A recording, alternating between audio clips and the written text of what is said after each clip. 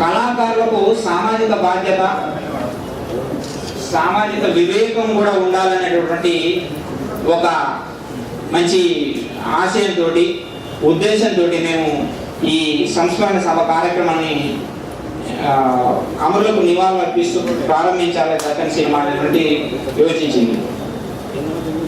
దొడ్డి కుమరయ్య గారు తెలంగాణ సాయుధ పోరాటంలో తొలి అమరులు. వారి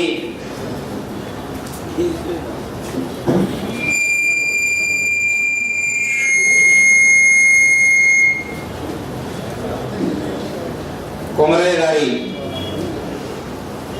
డొక్కల నుంచి గుండు దూసుకెళ్ళిన ఆయన పొట్టపీగుల్ని చింపి గుండాల గుండు దూసుకెళ్ళినా కూడా ఆయన భౌతికంగా మనకు దూరం అయి ఉండొచ్చు, కానీ ఆయన ఇంకా ఆయన యొక్క ఆశయం బతికుందనడానికి నిలువెత్తు నిదర్శనం ఈ 76 ఏళ్ల తర్వాత కూడా దక్కన్ సినిమా లాంటి ఒక సంస్థ ఆయన స్మరించుకుంటుందంటే ఆయన ఇచ్చిన స్ఫూర్తి ఎంత గొప్పదో ఒకసారి పెద్దలందరూ. అయితే అలాగే మన ప్రొఫెసర్ జయశంకర్ గారి గురించి